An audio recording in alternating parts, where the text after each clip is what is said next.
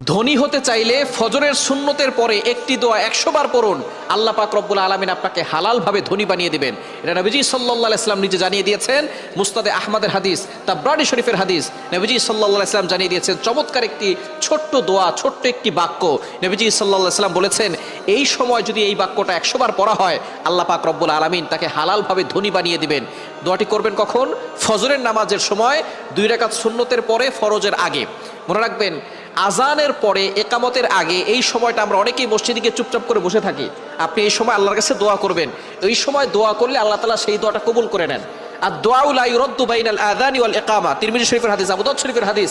আজান ও একামতের মাঝখানে দোয়া করলে সেই দোয়াটা কবুল ফিরিয়ে দেওয়া হয় না, সেই দোয়া কবুল করা হয়। আপনি যখনই যেই নামাজে মসজিদে যাবেন, আজান দিয়েছে, একামত হতে একটু দেরি হয়, আপনি সুন্নত পড়ে চুপচাপ বসে থাকবেন না, গল্প করবেন না, আপনি আল্লাহর কাছে দোয়া করবেন। আল্লাহ তাআলা আপনার সকল দোয়াগুলো কবুল করবেন। ফজরের সুন্নত